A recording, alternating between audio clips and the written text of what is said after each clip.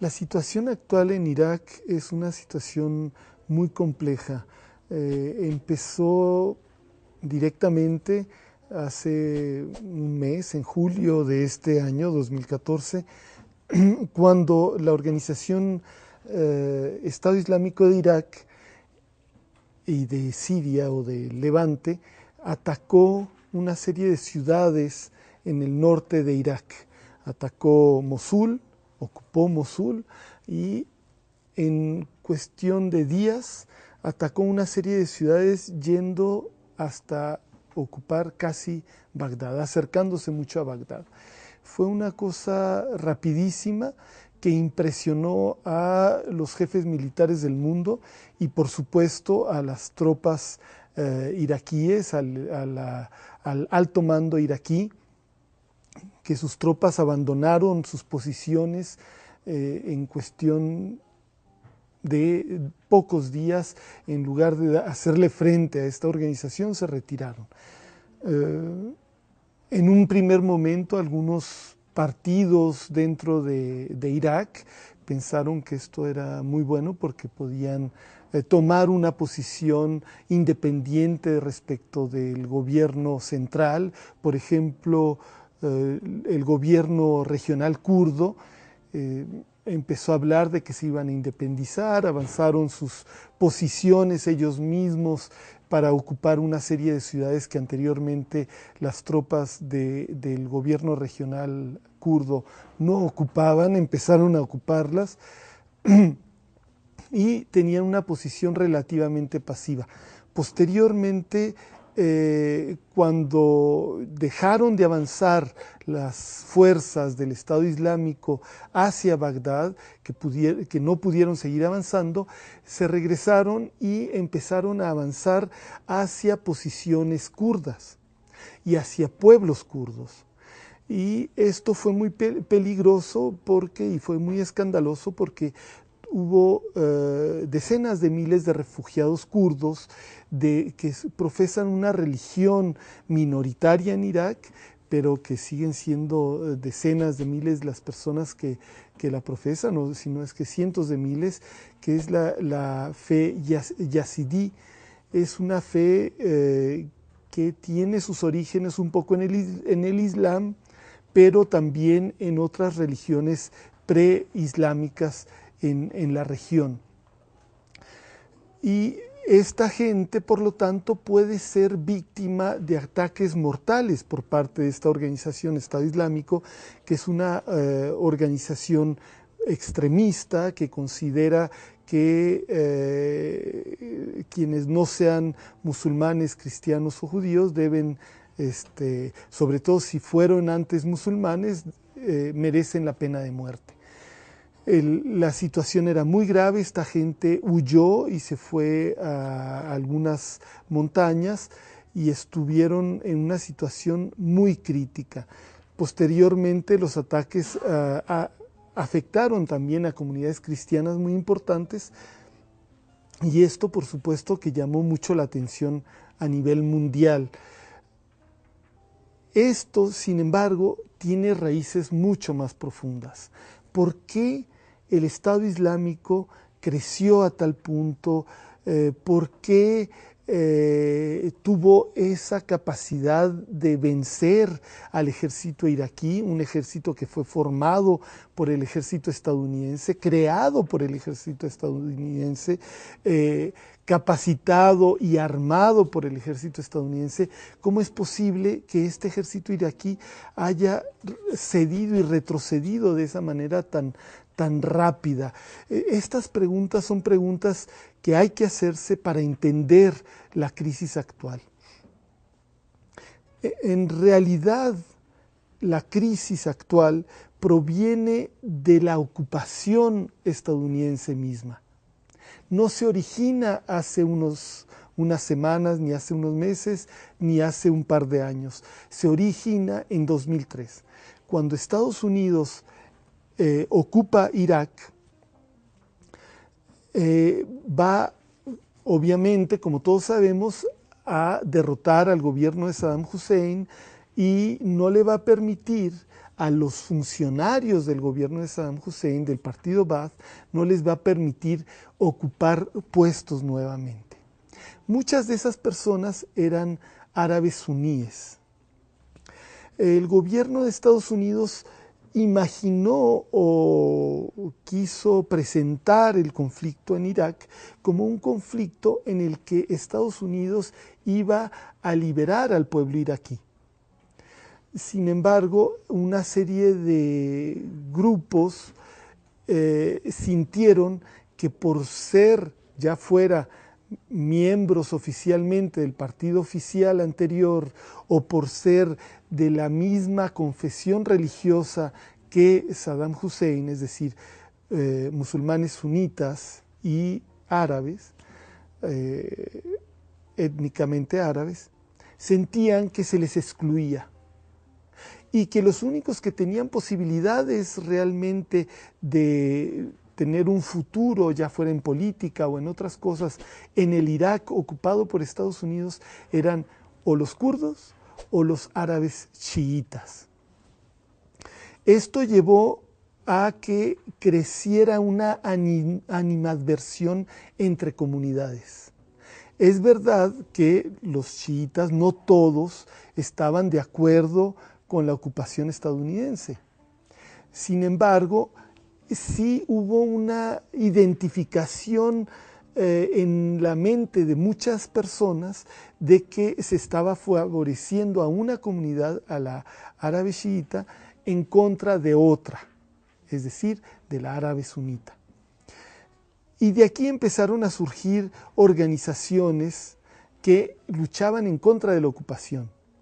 Estas organizaciones eran muy diversas, algunas eran árabes sunitas, otras eran árabes chiitas, pero entre las sunitas hubo una diversificación de la oposición a la ocupación estadounidense y entre estas estaban los baathistas, es decir, los seguidores del partido de Saddam Hussein, pero también había tribus que eran sunitas y también empezó a emerger un grupo que entonces se llamaba Al-Qaeda en Mesopotamia y que se identificaban con Al-Qaeda Internacional, con Osama Bin Laden y con los sucesores de Osama Bin Laden.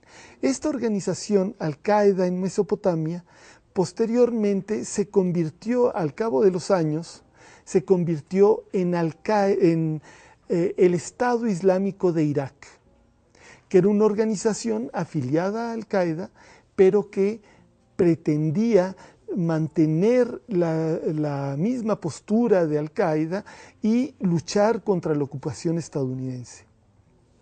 Con el tiempo surgió otro elemento, y este otro elemento fue la rebelión popular en Siria. Cuando apareció la rebelión popular en Siria, primero era simplemente una rebelión popular muy extensa, pero con el tiempo los que financiaban a grupos para luchar en contra del gobierno de Bashar al-Assad, que también es del partido Baath, empezaron, algunos de estos que financiaban eran ya sea gobiernos o población, gente rica de países árabes sunitas que consideran que el gobierno de Bashar al-Assad es un gobierno dirigido por chiitas o por alawitas, que es una rama del chiismo.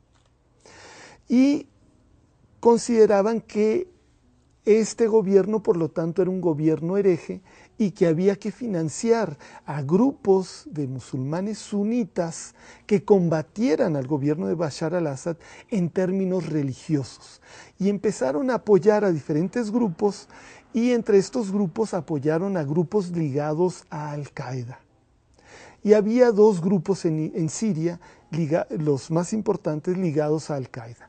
Uno era o es Jibhat al-Nusra, el Frente de la Victoria, y otro es y era el Estado Islámico de Irak, pero ahora rebautizado Estado Islámico de Irak y de Levante. Es decir, ya no aspiraban únicamente a establecer un Estado islámico en Irak, sino en Irak y en todo el Levante. ¿Qué es el Levante? El Levante es Siria, pero también Jordania, Palestina, Israel, y toda esa gran zona. Ellos combatieron dentro de Siria en contra de las fuerzas gubernamentales, pero también empezaron a combatir a otras fuerzas opositoras al gobierno sirio, pero que consideraban que no eran suficientemente ortodoxas en el sentido en el que ellos lo entienden de la ortodoxia religiosa. Y estas fuerzas del Estado Islámico lograron ocupar ciertos territorios.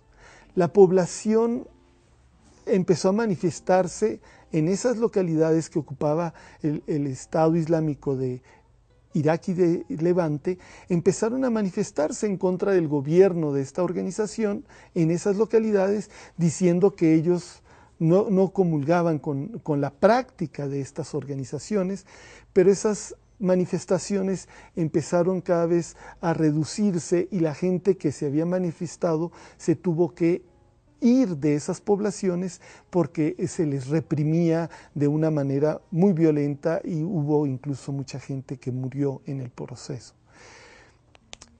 Lo que sucedió aquí fue algo muy importante que debemos considerar, es que esta organización se estableció en lugares de Siria en los que había petróleo.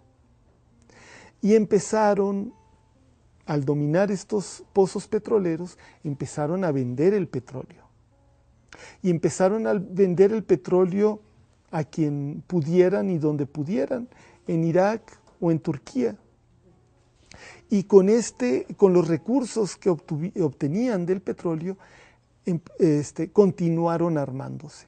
Entonces tenían bastante dinero de los fondos que entregaban algunos financiadores en la región del Golfo Arábigo, pero ahora también financiamiento producto de la venta del petróleo de Siria. Y estas, llegaron a crecer tanto y a tener tanto poder militar y económico que llegó un momento en el que decidieron volver a Irak.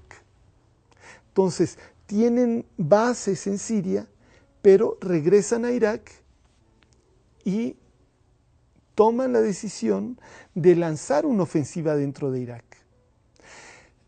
Para esto, cambiaron de nombre nuevamente, se rebautizaron como Estado Islámico únicamente. Es decir, ya no son un Estado Islámico de Irak y del Levante. Es decir, esto significa que su aspiración es crear un Estado Islámico en todas las tierras musulmanas, por lo menos. Es una ambición muy grande, por supuesto, pero tiene que ver con algo que ocurrió en Al-Qaeda a nivel internacional. Este grupo del Estado Islámico fue expulsado de Al-Qaeda, pero otros grupos ligados a Al-Qaeda en otros países y en otras regiones empezaron a identificarse con el Estado Islámico y se ligaron a él. Entonces tenemos el Estado Islámico en Líbano, en el norte de África, en Jordania, pero también en lugares mucho más remotos de países musulmanes en otras partes. Entonces ellos regresan a Irak con mucho dinero, con muchas armas, con una experiencia bélica ya de muchos años, y empiezan a atacar a las tropas del gobierno iraquí, apoyándose en un descontento que existía ya en Irak, así como se habían apoyado anteriormente en un descontento que existía previamente en Siria. Y este descontento que existía en Irak tiene varias raíces muy claras. Una de esas raíces es la corrupción del gobierno iraquí. El gobierno de Nuri el-Maliki, que acaba de renunciar hace apenas unas horas, el gobierno de Nuri el-Maliki es un gobierno que surge de la ocupación estadounidense. Es un gobierno que, a pesar de que surge de la ocupación estadounidense, posteriormente va a tener relación con Irán y con otros actores en la región, pero que al surgir de la ocupación estadounidense va a tener relación con diferentes compañías petroleras, y no solo petroleras, internacionales que estuvieron en Irak desde la ocupación estadounidense. Y estas compañías, para saltarse una serie de trabas legales, de legislación que todavía no existía, que estaba en proceso de elaboración apenas, empezaron a distribuir dinero entre los nuevos gobernantes. Un gobierno muy joven, establecido a raíz de la decisión de Estados Unidos de empezar a retirarse porque no era tan fácil gobernar el país. Y la corrupción fue tan grande que quedó como una herencia terrible en el gobierno iraquí actual. Y a pesar de que ha aumentado bastante la producción petrolera en Irak, a pesar de que hay bastantes recursos, la población siente que esos recursos no le llegan. Y particularmente la población árabe suní siente que no le llegan. No solo no le llegan, sino que los partidos que sienten ellos que los representan, tampoco llegan al poder y creen que es por una cuestión confesional. Entonces existía ya un fermento de descontento en el que se combinan esa corrupción, esa ineficacia con un sistema de representación política que está basado en las divisiones de la sociedad iraquí en lugar de estar basado en lo que une a la sociedad iraquí. Y este sistema lo estableció la ocupación estadounidense también entre 2003 y 2007.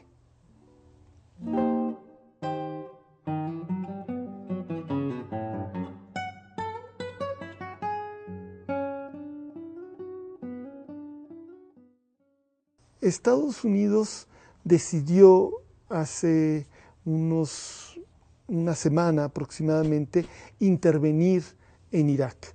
Intervenir no con tropas de tierra. Sabemos que Barack Obama es muy reacio a intervenir con tropas terrestres, al menos militares. No estamos hablando de servicios de inteligencia, espionaje, etcétera, pero es muy reacio a enviar tropas, a enviar el ejército estadounidense al terreno de operaciones. Hace ataques por medio de misiles, y de aviones. Decidió el gobierno estadounidense, ante la grave crisis humanitaria que están viviendo poblaciones cristianas, yezidis y de otras minorías, ante el avance del Estado Islámico sobre el acercamiento a Bagdad y el acercamiento a Erbil, la capital del gobierno regional del Kurdistán en el norte de Irak, Estados Unidos toma la decisión de intervenir y lanzar bombas, lanzar misiles en contra las fuerzas del Estado Islámico y lanzar alimentos, víveres para las poblaciones que están sitiadas, que están en lugares en los que no había alimentación. Aquí es relativamente difícil dar una opinión acerca de si es la decisión adecuada intervenir o no. A mí me parece que es muy grave que primero Estados Unidos haya participado en crear el problema y que ahora entra a resolver el problema.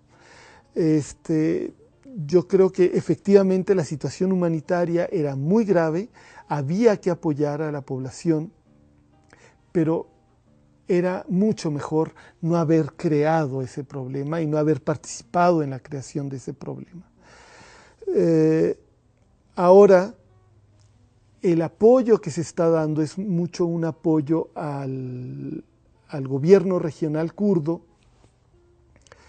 Veremos en los próximos días y las próximas semanas, es probable que también se le dé apoyo al gobierno central iraquí, dado que ya salió Nouri al-Maliki del puesto de primer ministro. Sin embargo, ¿será la intención de Estados Unidos simplemente apoyar a los gobiernos iraquíes, al central y al regional kurdo, o hay algo detrás de esto? Desgraciadamente, la historia nos habla de que este tipo de ayudas nunca llegan gratuitamente y que siempre se busca algo a cambio. Hay en Irak un juego de fuerzas que es bastante complejo, que aquí lo que se necesita, aparte de combatir a las fuerzas del Estado Islámico, hay que entender que hay una serie de fuerzas sunitas que tienen reclamos legítimos, que están participando en el terreno de operaciones, que están combatiendo al ejército iraquí y que no se debe confundir a los grupos del Estado Islámico con este otro tipo de grupos. Y esto no está garantizado en el tipo de soluciones que se está dando ahorita, y creo yo que no se debe confundir. Sabemos que Irak es un país petrolero, tiene unos de las reservas probadas de petróleo más grandes del mundo, después de Arabia Saudita y probablemente después de Venezuela, pero no está muy claro. Y aquí lo que está en juego es mucho más que la ayuda humanitaria, y también está en juego las relaciones de poder en el Medio Oriente entre los diferentes actores.